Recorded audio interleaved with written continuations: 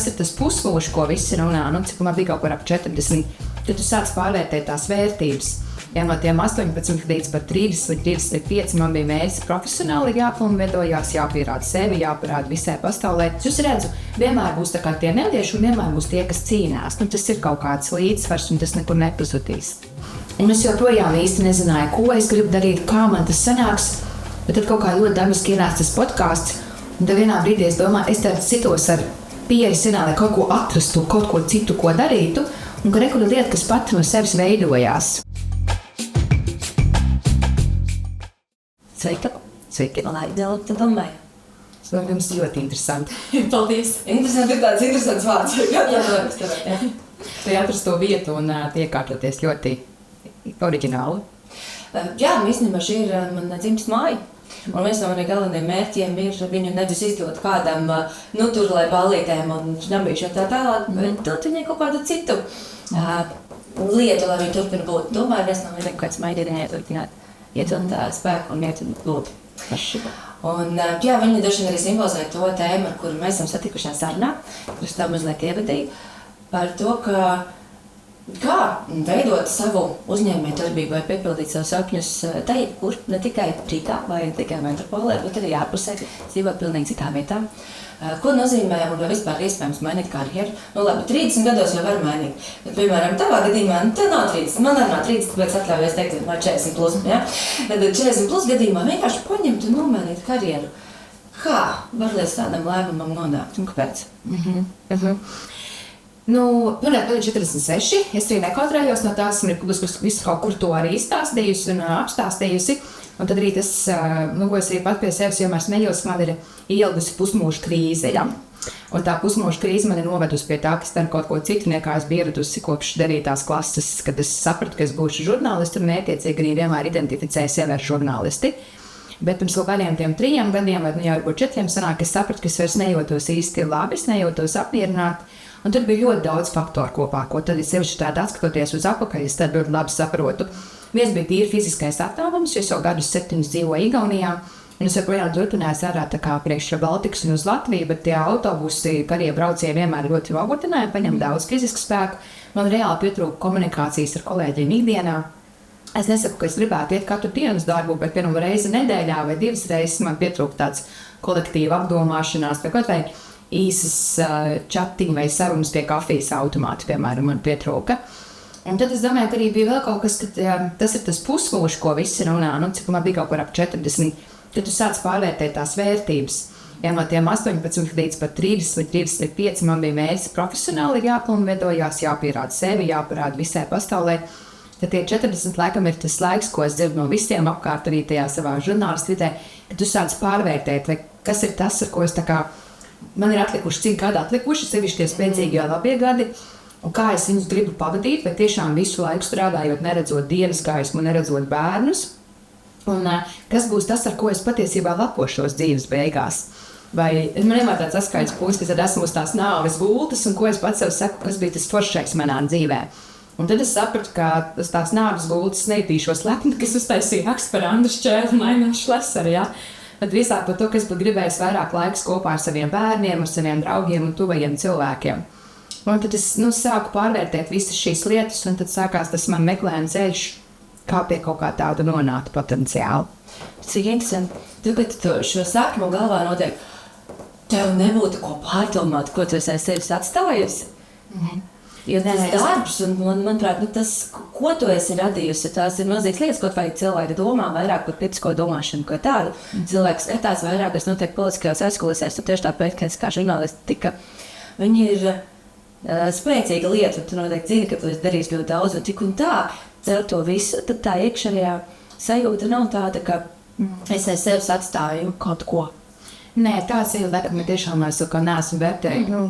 Nē, tā es nē. Vismaz tas ir tas, kur es varbūt pēc tiem 40 sāku pārvērtēt, ka tas nav tas, ar ko es jūtu gandarījumu vai vēlos palikt. Plus es esmu arī diezgan aplauzusies un apružājusies, un es redzu, ka tā ir cilvēku daba, un mēs ļoti daudz darām patiesībā pret savām interesēm, sākot, vispārīgi tiem, kā klimata pārmaiņas šobrīd, ja? Un mēs reāli lēnām iznīcinām zemeslodi, Es domāju, ka tas ir nenovēršams, ka kaut kādā brīdī būs ļoti slikti ar tām klimatu pārmaiņām. Tas būs diezgan drīz. Ja cilvēki domā, tas būs kaut kad mūsu mazbērnu laikā, nē, mēs paši to piedzīvosim, mūsu bērnu ritīgi to visu piedzīvos. Un es vienkārši esmu tas destruktīvisms, tomēr arī ļoti daudz uzvar. Un tad arī man ir jautājums, vai es tajā vēlos ieguldīt to savu laiku. Tas varbūt par ko es jūtu tādu gandarību reizēm ir tādas individuālās dzīves, kuras esmu varbūt spējusi mainīt. Piemēram, tā pati tēma par vardarbību ģimenē. Kad mēs sākām ar Baltikā šo tēmu pirms kaut kādiem gadiem 6, ārprāts kāds bija tas pirmais uzbrukuma vilnis. Jūs mēģiniet iznīcināt ģimenes, visas feministas, kas jūs varēsiet pie mums nākat un tā tālāk. Un pēc tam, kad parādīs kaut kā tie konkrētie sieviešu tās, kas saka, es aizgāju no tā vārmā, kas tur es domāju par saviem bērniem, tas ir tas, kurus jūt to gandarījumu. Bet jau atkal, bet tad ir tie 40 gadi, un tad es saprotu, nē, man tad ir par saviem bērniem jāpadomā, jā, un vai nāk cita paudze vai citi cilvēki, lai pacīnās. Jūs redzat, vienmēr būs tā kā tie nelieši, un vienmēr būs tie, kas cīnās. Nu, tas ir kaut kāds līdzsvars, un tas nekur nepazudīs. Un tu esi tas, kurš vienmēr cīnās?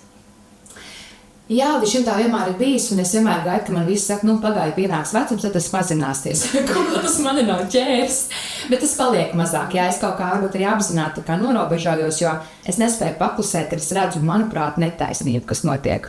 Bet tad es mēģinu tāpēc mazāk ierobežot sev, lai es vairāk ierobežot, lai es neredzētu tik daudz tās lietas, un tad tomēr nofokusēties, izvēlēties tās savas cīņas un arī padomāt par sevi. Tad, kad tu izlēmi viss, tagad ir pēdējā diena, es vai durvis cietas, vai neatvežos pie Baltikā, tu zināji, kur tu darīsi un uz kurien tu iesi? Ja tas bija gājies, nezinām, jo tu tam gatavojies, veidot drošības pilvenus. Nē, es pirmkārt uzskatu, ka es neesmu aizvērusi durvis uz Baltiku, un es neesmu aizgājis no žurnālistikas. Tas bija, es domāju, sevišķi rotēji to zina, arī tas, ko nodarbojies paralēli žurnālistikai, jā, tas nenotiek ātri. Arī savos podkāstos, ko esmu intervējis, tagad tāds teorētiķis šajā jomā, es saprotu, tas bija ļoti normāls process, ka es gāju cauri un projām eju un iešu vēl cauri. Un man ļoti patīk tas, ko teica Žanete, tā aizmirst pēkšņi tādu uzvārdu, bet tam ir, un arī Marija Ābelti, viņas apzoties, ka tam ir vajadzīgs lēnais laiks. Pirmais sākās ar to, ka dodi, ja, ka tu saproti, kaut kas nav labi, tu nejūti gandarījumu, kaut kas nav labi. Bet nekad tas ātrais, tas nebūs ātrs lēmums, kad tu sapratīsi, ko tu gribi darīt un ko tu varētu mainīt. Tam ir vajadzīgs lēnais laiks, un tam ir apzināti jāatbrīvo laiks. Ja nebūs tā, ka mums būs 5 mūsu paralēlie projekti, un kaut kad es 5 minūtes dienā padomāšu, ko es dzīvē varētu darīt tālāk. Tā bija man pirmā kļūda, ka man nebija varbūt tik daudz tam atbrīvot tas laiks, bet vienlaiks tomēr tas iekšējā urduni ir tik liela, ka tu nevari to palaist un izsaties, ka nekas nav un dzīvot tālāk vienkārši kā tu vēlies. Un tad tie pirmie meklējumi man bija tik smieklīgi, ka es aizgāju sarunā konsultāciju ar karjeras coachi, profesionāli. Jā. Es viņai patiesībā tajā Gitenē prasīju padomu, kad es dibināju ar Baltiku, mēs 2 reizes satikāmies, un tad es viņai atkal uzrunāju, teicu, man vajadzētu, vai tu man sniegsi padomu. Un mēs satikāmies, un viņas secinājums bija, pirmkārt, ka man ir ļoti daudz idejas, bet es visu laiku tā kā sticu sev pa pirkstiem. Nē, šito tu nevari, tomēr šito ideju tu nevari, jo tur ir tāds iemesls, šito tu nevari, jo tur ir tāds iemesls. Tā lieta man palika no viņas, bet tas galvenais secinājums viņai bija, ka man ir jāatrod kaut kas, kas man dod gandarījumu. Jo man tobrīd, pirmkārt, bija viņiem varbūt 2 gadi, es nebiju gadu vismaz gulējis 4 stundas pēc kārtas, jo meita visu laiku cēlās augšā, tas nogurums konstantais sakrājies, es paralēli strādāju. Viņa teica, kas ir tas, kur tu gūsti prieku, un kas nav saistīts ar darbu. Un tad man bija tas entuziasms, es aizgāju mājās, man bija uzdevums atrast, kas man dod prieku. Un tā ir izdomāt, man patīk krimiņus lasīt, piemēram, bet viņa teica, es tikai tā ir intelektuāli vai kaut ko citu atrast. Un tad es domāju, man patīk dejot, varētu iet būt dejot. Es sāku googlēt, kas ir tuvumā pie manas mājas, un atradu dejošanu ap stieni. Ja domāju, ka tieši tā dejošana ir kaut kas pilnīgi cits, pilnīgi kaut kas tāds. Paskatījos tās bildes, tas ir tā tiem, kas nezina, ja tu dejo ap stieni, tev ir šitādi zābaki ar tādiem papēžiem, ļoti atkaindināts apģērbs. Es domāju, man to vajag. Pilnīgi kaut kas cits. Es aizgāju, dabūju paldies Dievam, no paziņas aizņēmu uz zābakus, es nenopirku uzreiz pati, jo tas tomēr finansiāli viss. Tu nevar iet mācīties, ja tev nav tāda zābaka? Jā, tev ir uzreiz iet ar tiem zābakiem, jā, tu ej, un vienkārt, kad tu uzkāpi jau uz zābakiem ar kaut kādiem 15 centimetru papēdi tievo, jā, kad tu līgojies kā tonis, tas jau ir adrenalīns, ir tāds kā, oh my God. Aha. Un tā vide viņa arī bija pilnīgi cita, tā bija ļoti krieviska vide. Un tad dževuški, un viņas visas tur tādas ar kritīgu manikīru, un man ļoti patika. Tāpēc, ka ir pilnīgi kaut kas cits, un man deg vaigi no kauna uzvalkot jau tos lielos zābakus. Bet es reāli nogāju kaut kāds, varbūt, 4-5 reizes, un es pārtraucu, jo sapratu, ka pirmkārt, es esmu jau nogurusi kā suns, man nav spēku, un viņš ir ļoti fiziski patiesībā. Man patiesībā patīk šī nodarbe, jo tur ir tev jābūt fiziski labi sagatavotam, tad to stieni nedējot, tur vajag pumpēties un visu, ko darīt. Bet es sapratu, ka man vakarā ir nogurums, un man nav arī tā smadzeņu kapacitāte to soļus domāt līdzi. Tur ir ļoti tā horeogrāfija. Tā kā es drīz vien pārtraucu, un tā kā tas bija mans mēģinājums katrs kaut kādu gandarījumu sev, un es neko tādu īpaši arī neesmu atradusi, bet es mēģinu izbrīvēt vairāk varbūt laiku apzinātiem draugiem. Nākamais, ko es darīju, es sapratu, ka man īsti nav tādas ciešas draudzības. Un draudzībā tomēr jāiegūt laiks, es laiku ceļoju, braukāju, visu kaut ko. Man ir foršas, superīgi paziņas visur pasaulē, bet man nav tādas ciešas draudzības. Nākamais, es satiku sarakstiem cilvēkiem, ar kuriem es gribētu veidot ciešākas draudzības. Paprasīju, kad viņiem visiem ir dzimšanas dienas, ieliku kalendārā uz daudziem gadiem, kad viņiem ir dzimšanas dienas, lai kaut vai apsveikt un parādītu to interesi. Reizēm es pat ierakstīju kalendārā, paprasīju šodien šim draugam, kā viņam iet. Tā mēs veidojam attiecības, bet arī nekur. Sanāca piecināties. Šī ir viena no lietām, ko es arī bieži domāju. Ja tas arī tas veids, kā justies labāk un kā vecumdienās, lai labāk un savā uzņēmējdarbībā rīkoties labi, ka tev ir ārpusē draugi. Man ir ļoti līdzīgi, man ir kolosāls vīrs, man ir brīnišķīgi daudz pazīstams un kolēģis, bet draugi nav kādi. Izdodās, ka tu ieliec viņu kalendārā un tagad tu viņiem rakstīsi, ka tad ievāc paziņas, vai izdodas pie tā pietulieties? Neizdodas. Man nekad nav mēģinājums bijis katru dienu, es sapratu, ka tomēr kaut vai reizi bijos mēnesī vai divos. Man tomēr ir cilvēki, kas brauc uz Rīgas, mēģina satikties kaut kādu vienu, divi tādi kā draugi, draudzenes, bet joprojām man īpaši daudz tas nav bijis. Bet es vēl kur attaisnu darīju, ka mums tie mazie bērni ļoti daudz paņem laiku, un tagad es jūtu, ka viņiem ir 5 gadi jau, ka man nedaudz tā kā pirmā vakardienas gāju gulēt, un sapratu, ka man gribies, tad būs brīvāks decembris, kaut kur iziet. Un mēs bijām Teleskavī, Tallinā. Es ieraudzīju elektronisko plakātu, ka tur būs džeza kaut kāda dziedātāja.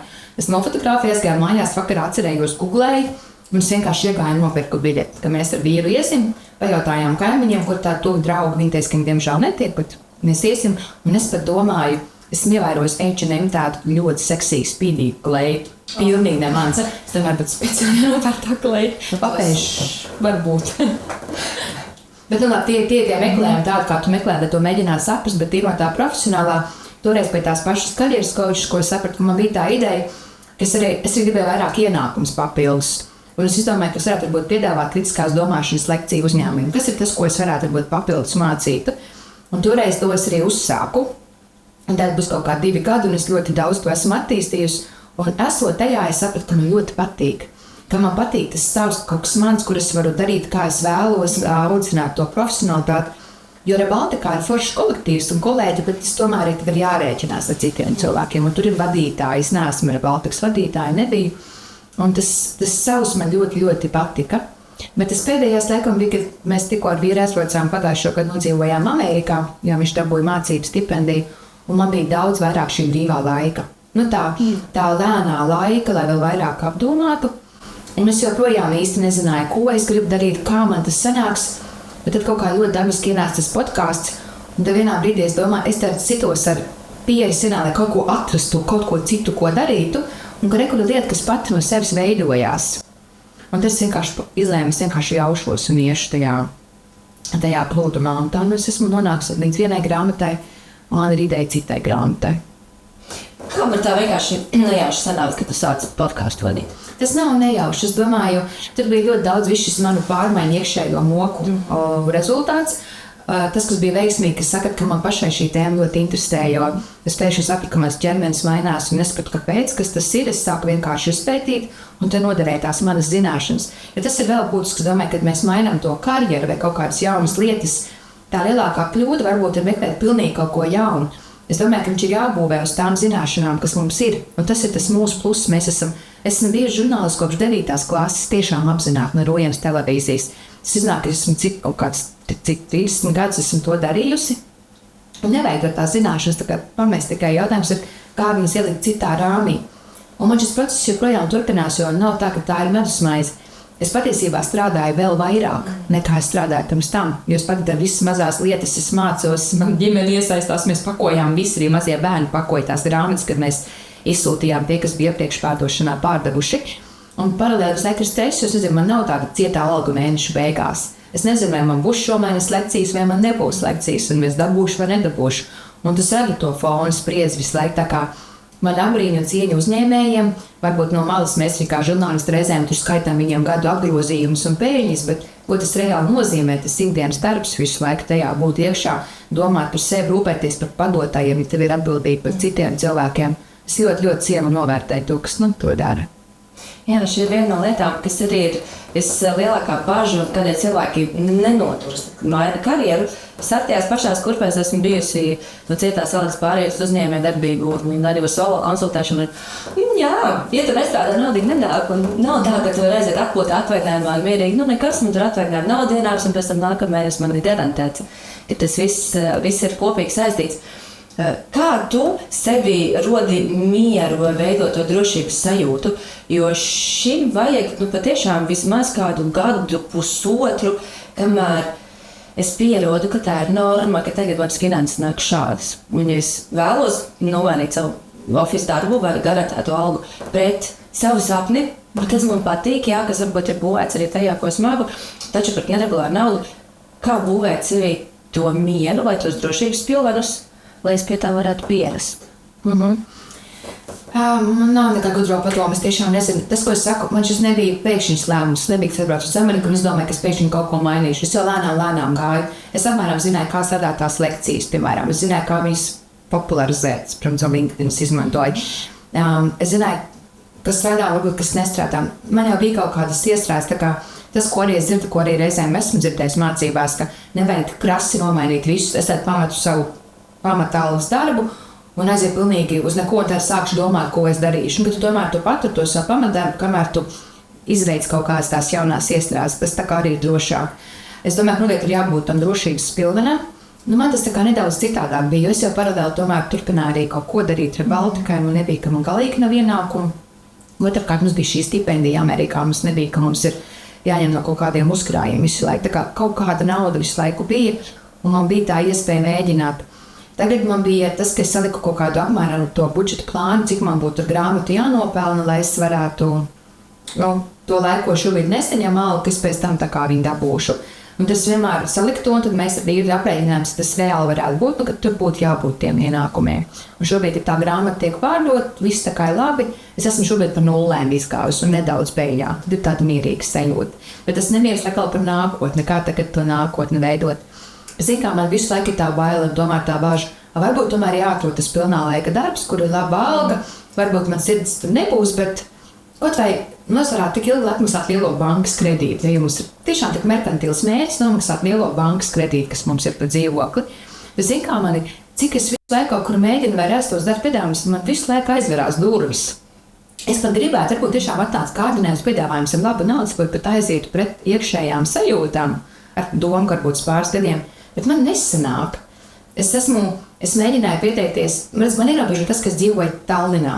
Ja es būtu Latvijā, mans vārds runā par mani, ja? Es eju uz kādiem darba sludinājumiem, tur mani jau zinātu.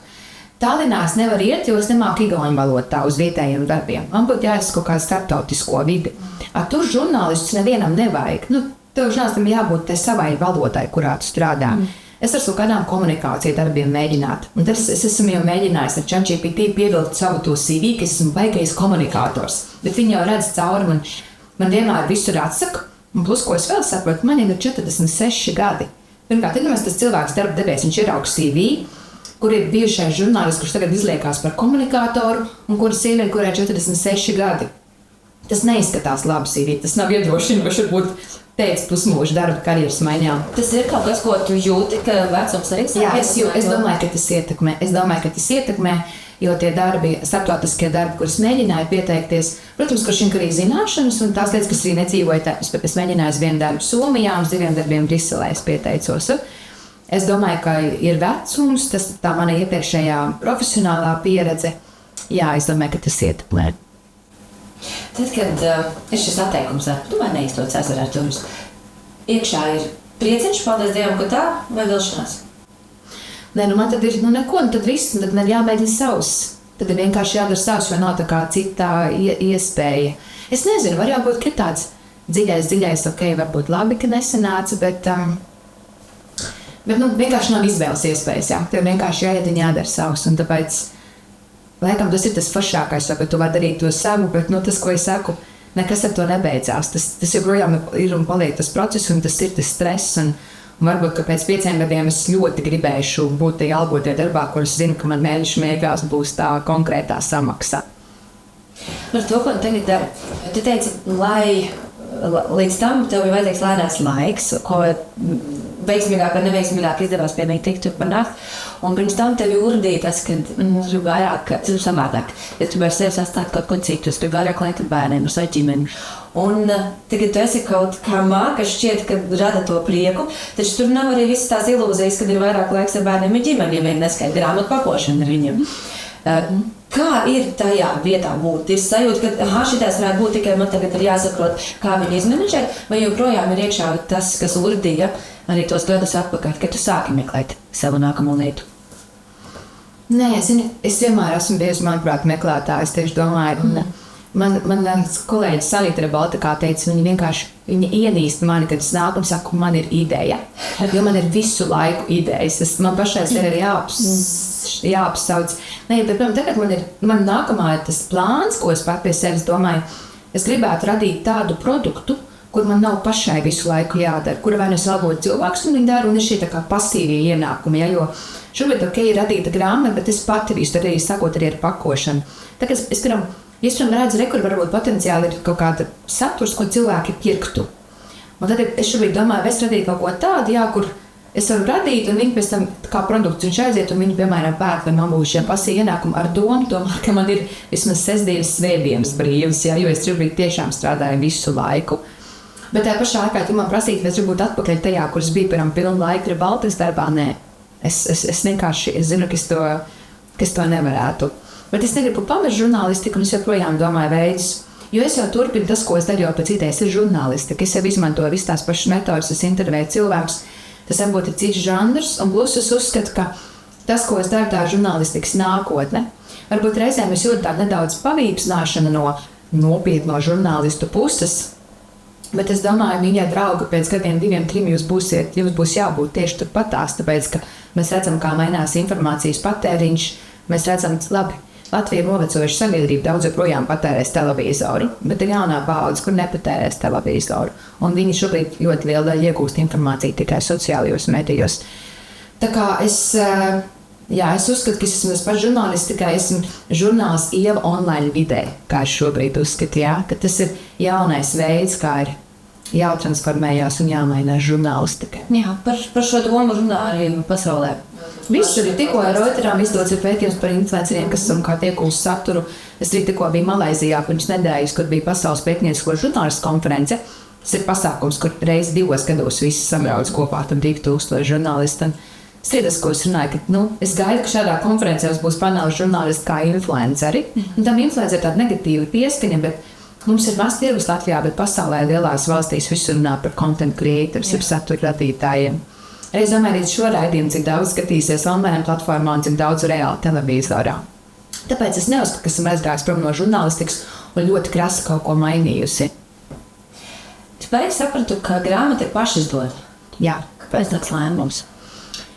Tāpēc, ka tā bija vienīgā iespēja, kā es arī varētu nopelnīt no tās grāmatas. Citādāk, ja es izdotu kopā ar izdevējiem, tad es varētu knapi samaksāt par darbu, ko es esmu ieguldījusi tajā tās grāmatas tapšanā. Un šis bija ka tu dari visu pats, bet tad arī tu vari kaut ko nopelnīt tā. Grāmatnīcā uzliek arī tā pati tirgošana. Grāmatnīcā uz grāmatu veikals uzliek 70% uzcenojumu. Tāpēc ir izdevīgāk pašā pārdot savā vietnē. Es arī dodu grāmatnīcām, tur ir cita burbuļa, vienkārši cita auditorija, bet tas viss tas ir ļoti interesants. Es strādāju abnormāli daudz, bet ir nenormāli interesanti. Man liekas, to vienmēr vajag kaut kas interesants. Mans grāmatas izdodas ar izdevējiem, es domāju, kungs, man būtu jādara viss tas, ko viņi tur dara. Bet nav nemaz tik traki, kas ir tāds jādara. Nē, kā tu uzraksti pats ārodu veidā, ko tev marketētājs. Tas ir easy, noturkāt grāmata arī lielākā ķēpe, pēc tam tā, manuprāt, pakošana un izsūtīšana. Zinu, lai gan tagad arī man tas nešķiet vairs. Man ir klases biedri, kuri man palīdz, ja kur tās grāmatas pakosņē par to maksāju. Mēs tā kā to, jā. Tagad es daudz jau efektīvāk zināt, pirmoreiz, ka tu ej cauri tāds jāizēdās cauri. Bet es padomāju, tu redz arī ienākumus, ka tu ir izdevēju, parasti tas ir diezgan maz naudas, ko viņi samaksā. Tas ir to nevar tā hobijs, vai ne? Tieši tā. Un es ticu, ka ir cilvēki, kas izdod grāmatas un ar izdevējiem, jo viņiem tā grāmata ir kā tāds mārketings darbam, ko viņš dara ikdienā. Bet man tas tā nav, jo, ja tu to grāmatu rakstīt ārsts, pie tā ārsta pēc tam ir vairāk klientu, bet man tas ir pamat ieņēmums, ja es neesmu speciālists, tāpēc es intervēju speciālistu par konkrēto tēmu. Un tad varbūt tu arī to grāmatu rakstīt bez maksas, ka tas būs tavs mārketinga pasākums. Šajā gadījumā nē. Bet vienlaikus, ko esmu sapratusi, ļoti interesants šis grāmatu influenceru radīto grāmatu bizness. Jo mums ir tas uzskats, ka Latvijā ar grāmatām nevar nopelnīt, tas ir virs tos biznesa, ir šausmīgi maz tirāžas, kas tā arī ir varbūt romāniem un tādām lietām. Bet ja tev ir tā influencerim, tev ir tā sava kopiena, lojāla auditorija, un tie ir tā potenciālākie klienti. Padomā, Latvijā laba grāmatas tirāža skaitās jau 800 eksemplāri, 800,000. Jā, 1000 tad ir ļoti daudz. Tas ir ļoti daudz. Un padomā, tev ir influenceris, kuram ir tur 20, 40 vai par 90,000 sekotāju. Un ja viņiem būtu vai tur 1% nopērk, vai 2 vai 3%, tam 3000 grāmatas, kas ir ļoti daudz, un ja tu izdod pastu, arī var no tā nopelnīt. Tāpēc influencer un grāmatu biznesa ir pilnīgi kaut kas cits, un šie ir ļoti interesanti tēmi. Es neoficiāli uzzināju, tas ir. Tev ir kas mēs es kaut kāds biznesa neizpaužos, bet es to netīšām uzzināju, ka es pat nezināju, kas arī rāda, cik dažādi tie burbuļi. Mums ir sociālajos Instagramā ir influenceri, kuri stāsta par fitnesu un uzturu. Viņai ir 90,000 sekotāji. Es neko par viņu nezināju, bet viņi ir latviešu valodā. Un es dzirdēju, varbūt fake news, ka viņi izdeva savu recepšu grāmatu. Viņi nopublicēja 20,000 eksemplāru.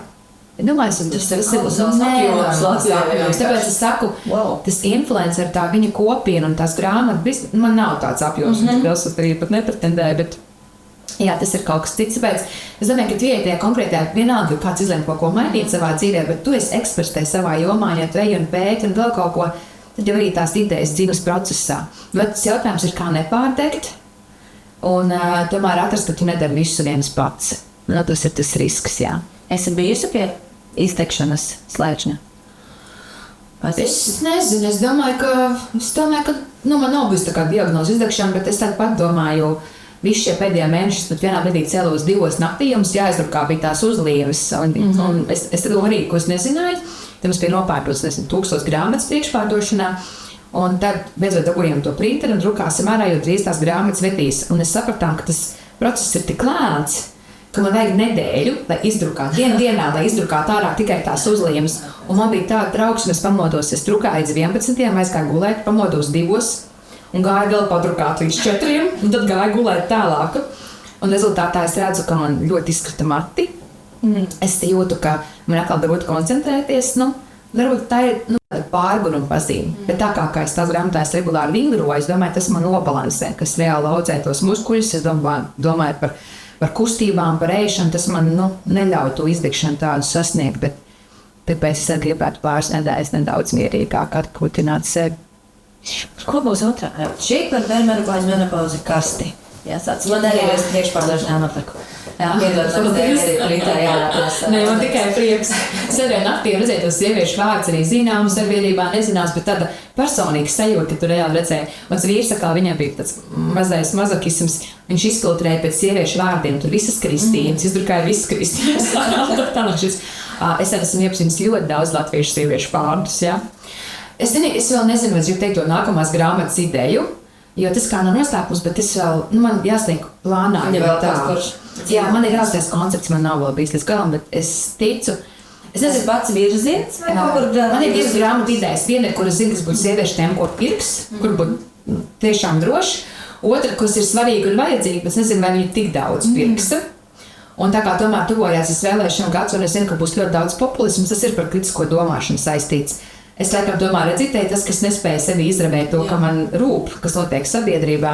Un es droši vien vicamāk uzrakstīšu šo grāmatu, un tad droši vien būšu pārguris no politikas un būšu depresīva, un tas varētu atkal to, kuru pirks sieviešu grāmatu uztaisīt. Tāds man plāns. Tas mazliet ir tāda vērtība un finanšu sadursme. Jā, kur man liekas, ka vajag, un kur man liekas, ka vajag pirks. Ne, arī to, kur pirks arī tā arī, es domāju, pat ļoti notrīt Latvijas sievietēm to ir pelnījuši, ieskaitot mani pašu. Bet ir jautājums par prioritātēm. Un man liekas, ka šis ir ļoti bīstams gads priekšvēlēšana laiks, jo līdz šim mēs esam lielā mērā, mums ir populisms, protams, un visas sociālo mēdīju manipulācijas, bet es domāju, šis gads būs ļoti bīstams.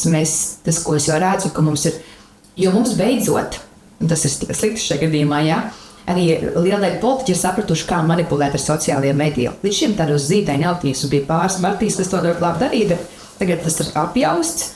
Un es jau zinu, ka arī Stambulas konvencijas kontekstā es nespēju pasēdēt malā un paklusēt, jo es redzu tos mehānismus, kā tas tiek darīts, un man gribas izskaidrot, kāpēc viņi to dara, kāpēc šīs tēmas ir labas, priekš sociālajiem medijiem, kāpēc viņi celas viņas augšā.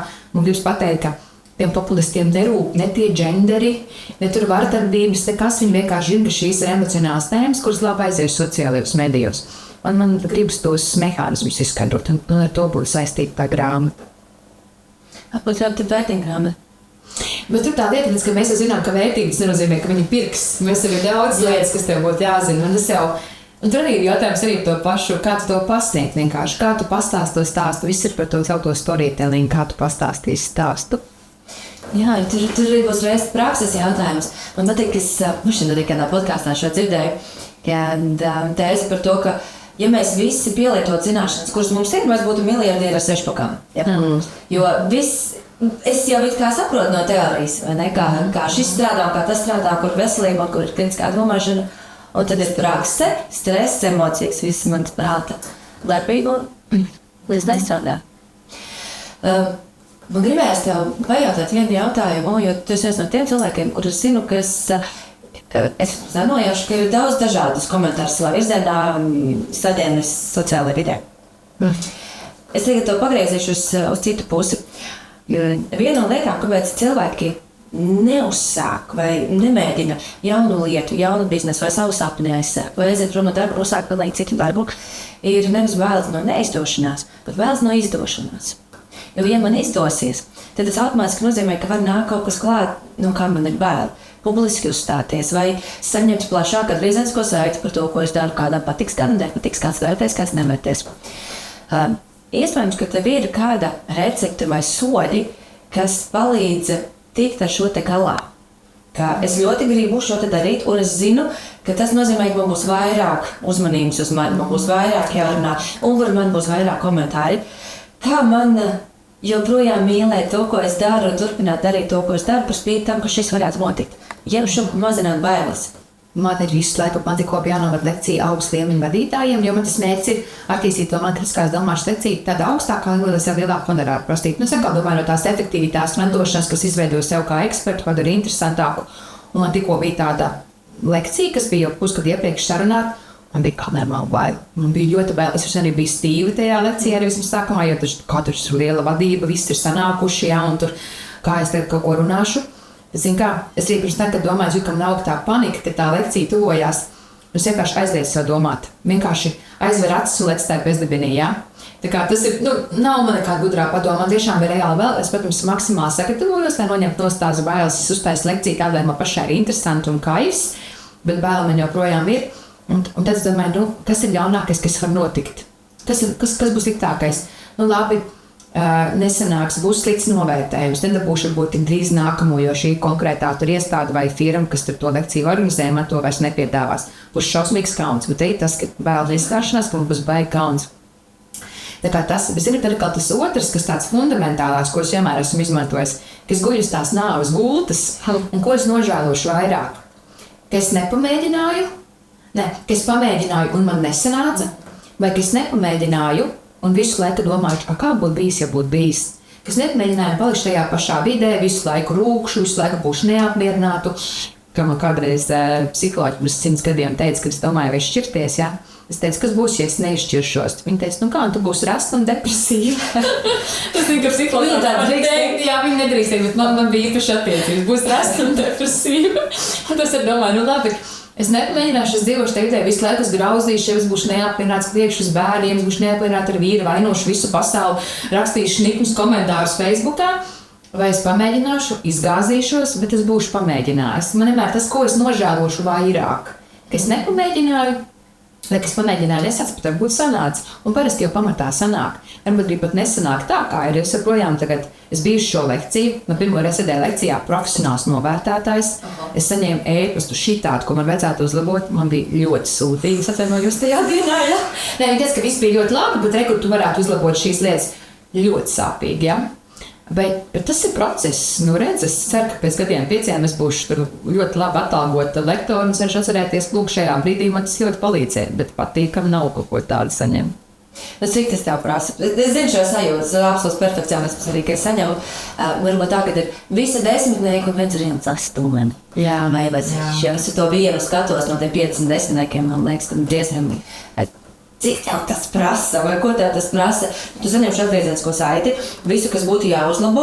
Un skaidrs, ka galvā jau ir, bet es zinu, kāpēc es tā darīju, un es gluži nevaru uzlabot tā, kā tev liekas no balss. Jā, nu ko, man bija tagad tikko tieši pirms mūsu sarunas, man bija nākamā lekcija, un cita auditorija, protams, ne, bet es vakarien sēdēju pārtaisies, jo izdomāju, forši, es ielikšu šeit šo elementu iekšā, es ielikšu šo elementu iekšā. Man tādām lielām lekcijām jau ir idejas, ko es ieviesīšu, vai ne? Man tas ļoti palīdzēja tas nost, jo tas cilvēks man rakstīja labvēlību. Es pati teicu, uzraksti visu, ko tu gribi, jo es parasti redzu tādus tur patika, nepatika atgriezeniskās saites, jā, vai tur, vienos teikumos, bet te bija tiešām profesionāls kursu rīkotājs. Un tāpēc es zinu, ka viņi grib labu. Vienkārši, protams, ka jau nepatīk. Es joprojām nespēju. Es zinu, ka man būtu kādreiz vienkārši jānoskatās pašai tā savu lekciju. Es joprojām to nespēju izdarīt. Es nevaru. Bet man ļoti patīk tāds Adams Grants, viņš ir arī kaut kas psihologs amerikāņu. Viņam arī tāda bestseller grāmatas, un viņš saka, ka tā arī viņš top runātājs šobrīd, ka viņš tieši tā arī sāk. Viņš pats skatījās savas lekcijas. It was very painful. Tas bija ļoti sāpīgi, kā viņš saka, kā es tur murminu, izskatos pēc kaut kādas tās varudas, viens multiņu varonis, jā. Nu, man vajadzētu to arī kādu dienu izdarīt. Un lēnāk runāt arī šobrīd, jā. Es vienmēr apņemos mums visām sarunāt, ka es runāšu lēnāk. Nekad tas to sanāca. Zini, man liekas, ka tas tomēr ir saistīts ar personību tipiem. Varbūt es sev attaisnoju, jo, kā redzi, es arī esmu attīnotājs. Ja? Šķiet, ir tipi un personības iezīmes, kuras mums ir. Un runāt lēnām ir mokoši un laiku prasoši. Mēs esam vēl pārgarušāki. Tieši tāpat kā kādams kamerināta antraka. Man liekas, ka tā problēma ir, ka cilvēki vienkārši neuztver. Es domāju, arī šajā brīdī, kur cilvēki ir tikuši, viņiem pat pusi nav sapratuši, ko es runāju. Es esmu pusi teikusi. Pārlakus, jo es nepabeidzu teikumu līdz beigām, jo man tā doma jau ir aizskrējusi. Es domāju par to, ko tu minēji, man jau kaunu, tāda izklāstīšanas lekcijā vai izklāstīšos tajā savā sapnī un uzņēmē darbībā. Jā, es dzirdu vienu, vienkārši aiztais acis mauc, nedomā, tiksi galā, pēc tam sapratīs, kā atrisināt tos mēģinājumus, kas ir zanākuši. Izdot grāmatu vai pilnībā, ja tu sāk veidot savu podkāstu, tas arī saistās ar izdošanos, neizdošanos. Ko teiks? Ja nu nepatiks, ja nu kaut kas tur ir nepareiz, ja nu tomēr ir šādi. Un tur ir daudz tās kauna neizdošanās lietas iekšā. Tā ir tava pieredze, kas tev ir norodījusi, un to vienkārši tu vairs neredzi. Ja mēs visi esam mirstīgie cilvēki, un mēs vienmēr to kaunu, to bažu, ka kaut kas nesanāks, kaut kas neizdosies, kāds pamanīs, ka es izdaru nepareizi, to vienmēr nes līdzi. Saīsinoši jautājums, tu joprojām jūti šīs emocijas?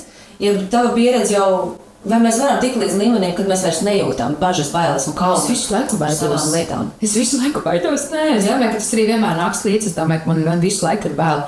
Bet galvenais ir, kā es saku, uzkrāsot košs lūpas un neparādīt to auditorijai. Tu ej vienkārši un mēģini būt pārliecinoši. Jā, galvenais, tev varbūt tās bailes, tu parunāsi ar tuviem cilvēkiem, tu parādīt tās bailes, var paventilēt, bet tu nedrīkst rādīt tās bailes uz āru. Tad tev ir jābūt.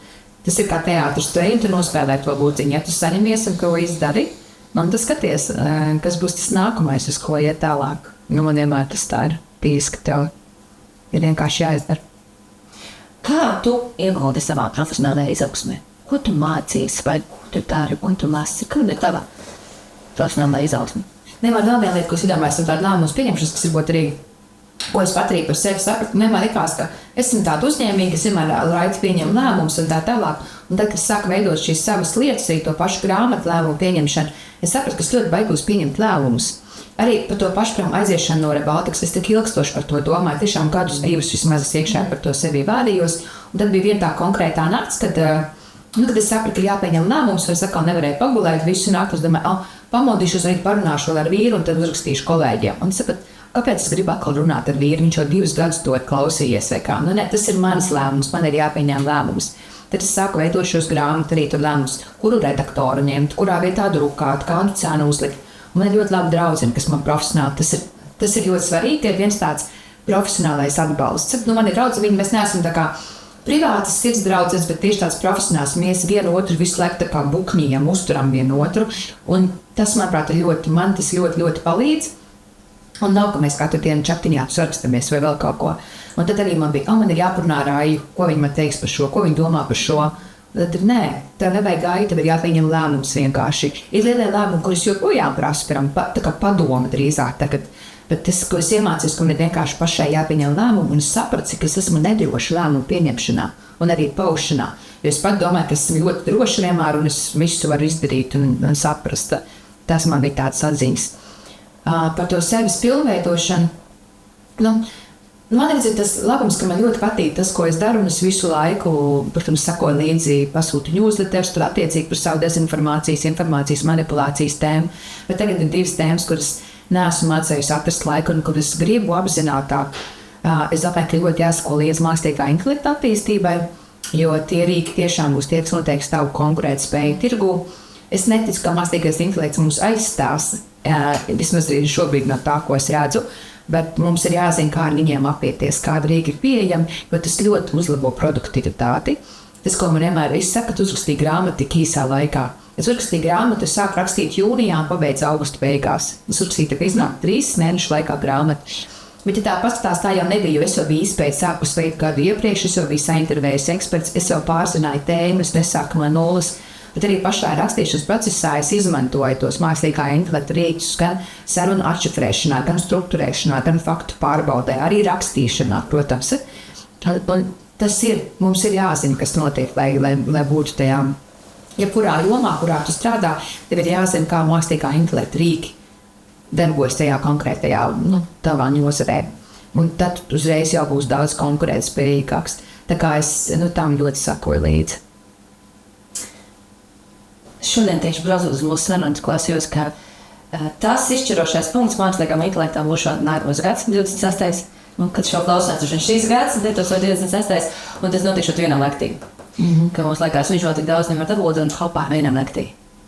Es nezinu, es tik daudz esmu dzirdējis visus šos, būs tā un būs šitā, bet joprojām ChatGPT tik ļoti halucinēja, ka tu nevari uz viņu paļauties un uzticēties. Es ar tikko redzēju kaut kur skaļo virsrakstu, ka ja šobrīd tomēr ChatGPT saka lietas, ko mēs tā gribam, un viņš uztaisa apkopojumu, tad viņš pats sāks domāt. Ja? Tas no kā visi baidās, ka mākslīgais intelekts sāks pats domāt. Es nezinu, es negribu baidīties pirms laika, no tā, ko es šobrīd redzu, neko tādu milzīgi neredzu. Es nezinu, man laikam tas tik ļoti nebaida vai nesatrauc. Bet tas, ko es saku, man uztrauc, un kam es sakoju līdzi, ka man ir jāzina, kas notiek šajā jomā. Kas ir tās lietas, lai es neatpaliktu un lai es būtu tā kā efektīvi tiem konkrētajiem rīkiem. Ja, tas, ko tu saki, ir kritiskajā domāšanā pāri tiem emocionālajiem iestrastiem un emocijām. Un viss, kas ar mākslīgo intelektu, viņš raisa emocijas. Un, ja es esmu tīri subjektīvi, zinot, ka tu neesi mākslīgā intelekta eksperts, bet tomēr kritiskā domāšanas eksperts, ja? Tīri subjektīvi, ja es esmu tajā jomā, kurš tagad saka, kad atrodas, tas ir žurnālists, manuprāt, arī viens no tiem, ko atrodas. Bet, nezinu, klientu apkalpošana vai viss, kas ir saistīts ar e-pastiem, grāmatvedību un tam līdzīgi. Un es redzu, visu šīs lietas, viņas manī izraisa emocijas. Kā man atšķirt, kurām ticēt, kurām neticēt, vai man tiešām šogad neņems darbu nost, vai es varu kaut kā sagatavoties, vai es varu dabūt patiesības graudus ārā no tās emocionālās ziņas, ka mākslīgais intelekts man atņems darbu. Es varu kaut kā sagatavoties. Es domāju, ka te ir 2 lietas. Pirmkārt, kas ir informācijas avots? Manā lekcijā es sāku un veicu šo slaidu, kas ir informācijas avots, kas ir tas, kurš to saka. Vai to saka kaut kāds nezināms Jānis Pēters vai Krievijas ārsts YouTube, ja? Un tu nezini, kas viņš patiesībā ir, vai viņš vispār ir tās jomas eksperts. Tā kā, ja to saka jomas eksperts, kurš tiešām darbojas šajā jomā, vai kurš darbojas tavā profesionālajā tajā laukā, un to saka tas jomas eksperts, tad jā, tad tam vajag ticēt, un to tā kā vajadzētu ņemt vērā. Tas otrs būtu tas, ko es minēju, ka atkarībā no tās jomas ir jāskatās, kādas izmaiņas mākslīgais intelekts varētu ienest. Attiecībā uz žurnālistu, es nebaidos, ka mākslīgais intelekts atņems darbu. Tāpēc, ka joprojām kādam būs jāsavāc informācija, kādam būs jārunā ar cilvēkiem, un to nevar mākslīgais intelekts. Prām iet, atrast informāciju, atrast avots. Bet es domāju, ka daudz konkurētspējīgāk būs tie žurnālisti, kas zinās, kā izmantot šos rīkus, kā palīdzekļus tā savu darbu veikšanai. Ja mēs šodien, piemēram, paši varam ātri iztulkot kaut kādus tekstus, kādreiz iztulkot mūsu tekstus angliski, mēs algojam tulkus, navāk tulki, es domāju, ja? Tad mēs paši iztulkojam, pēc tam pierediģējam, jo es zinu to valodu un es zinu to lietu. Tā kā mūsdienās, es domāju, tu vari izmantot efektīvi rīki, ja tu zini to savu jomu, ja? Jūs varat uzstīt rakstu. Un es jau varu pateikt, šis līdz ir slikts, šis virsraksts ir nepareizs, šis ir pārāk pārspīlēts, šis gramatika nav pareiza. Un es varu viņu attiecīgi pielabot. Tā kā mums ir jābūt tās jomas ekspertiem, lai mēs zinātu, ko paprasīt tam mākslīgajam intelektam. Bet, vai konkrēti vai tavs darbs būs apdraudēts, ir jāskatās, kas tavā jomā notiek. Un tāpēc iesaku sekot tās jomas ekspertiem, kurā darbojas. Vai tas ir skolotā, vai tā ir lauksaimniecības tehnikā, piemēram, skatīties, kas ir tas jaunākais, sakot līdzi, un tad mācīties tās lietas. Un tad palikt tajā konkurētspējā. Nebūtu tā, ka pēkšņi es pamostos un man vairs nav darba, es nezinu arī, ko darīt. Un tad varbūt, ja tu redz, uz kuru pusi tas iet, tad arī to tā kā piemācīties klāt. Ja teikt, ka tu man tā saki, es tiešām pēc kādiem arī gadiem 5 klausījos podkāstus par darba maiņu pusmūžā. Es domāju, kā lai saprotu, kādu darbu man tagad mainīt. Un tagad man tā atziņa tieši tāda, jā, tu mācies tās jaunās lietas un skaties, ko tu no tā saproti, ko tev vajag piemācīties, lai tu būtu tas konkurētspējīgais tajā konkrētajā jomā. Jā. Ko tu no sava esošā vari ienest?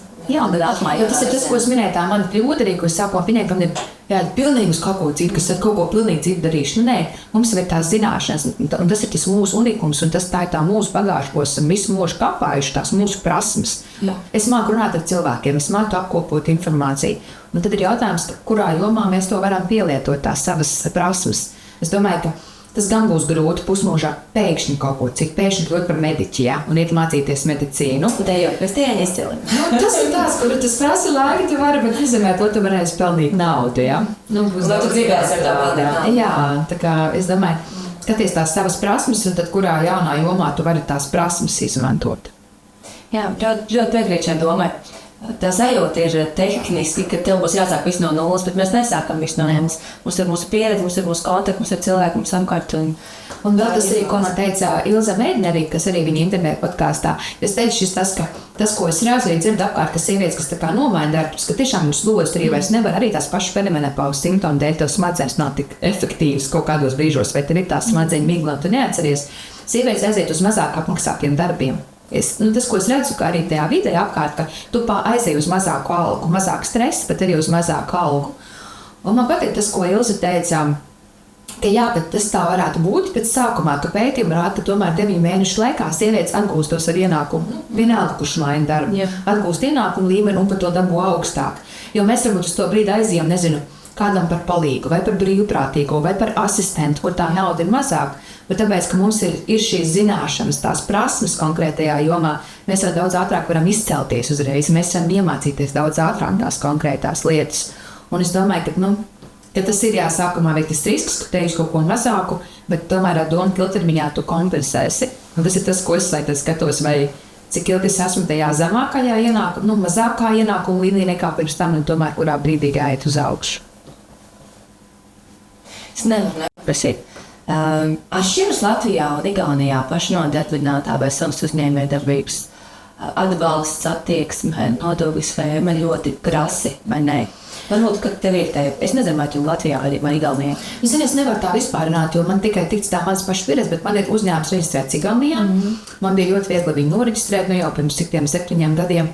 Bet zini kā, man tikko bija saskarsme ar Latvijas video, lai pārdotu grāmatu Latvijā. Es reģistrēju savu Igaunijas uzņēmumu kā PVN maksātāju Latvijā. Jo Latvijā tas recepts grāmatām ir samazinātais PVN, Igaunijā arī samazināts, bet tomēr tas tirgus mirstāk uz Latviju. Un tas PVN Latvijā ir 5%, Igaunijā 9%. Un man bija līdz šim ļoti laba komunikācija ar Latvijas valsts ieņēmumu dienestu. Igaunijā arī tad man viss grāmatvedis, viņš nebija nomaksājis nodokļus, tur atnāca 2 atgādinājumi, bet tas tā vēstule ļoti forši noformulēta. Jūs neesat samaksājis, vai viss kārtībā, mēs jums atgādinām. Un Latvijas vidā arī tur kārtoja tos visus dokumentus. Labi, es zvanīju, man pateica vienu informāciju, pēc tam sēdies, ka tā bija nepareizi tomēr. Bet tomēr vienkārši var just, ka viņi iet uz to servisu kā uz pakalpojumu sniedzēju, ka viņi cenšas vismaz. Man ir jautājums, ka man būs jāsniedz visas nodokļu deklarācijas, ko es tad teikšu. Jā, jo es vēl tam procesam neesmu gājis cauri. Man nedomā ar liepas grāmatvedību. Tas tiešām nav priekš manis, bet daru visu pati. Un rakstu pavadzījumus un tā. Bet līdz šim man ir ļoti laba tā pieredze ar Latvijas vietu. Es redzu, ka viņi cenšas, tāpēc es negribu teikt, ka viss ir slikti. Un nodokļu ziņā, tas, ko es dzirdu, arī, ka nav tā, ka vairs Igaunijā ir labāk, jo vienīgi visi ir Igaunijā nodokļus, ka tā nemaz īsti vairs nesot. Bet tādā līmenī es īsti nevaru salīdzināt. Man arī ļoti pieredze mūsu vietu. Patiesībā ļoti patīkami, ne? Tu vari sazvanīt arī tās vēsties, ko viņi sūtīja, ir ļoti laicīgi atnāk. Līdz šim man ir tāda pozitīva pieredze. Un vispār man ir tik nenormāli līdz šitais, cik mums Latvijā viss ir slikti. Es vienkārši vairs nespēju. Tas ir viss, jā, ir grūtības, visiem ir grūti, bet kā tu to paskaties? Ļoti bieži, domāju, tas arī ir skatu punkts. Es nevaru tos mūžīgos vainotājus, man nav pa ceļā. Tas ir tās, uz kuru pusi tu paskaties, jā, jebkurā veidā var ieraudzīt negatīvo. Man patīk no ceļojumiem uz pilnīgi citām kultūrām atgriezties Latvijā. Es nezinu, no Serbijas, kas atbrauc uz Latviju, vai no Nepāles. Cik mums ir skaisti, tīri, brīnišķīgi, jau klusti, mierīgi. Jā, tas ir ko salīdzina. Tu esi domājā.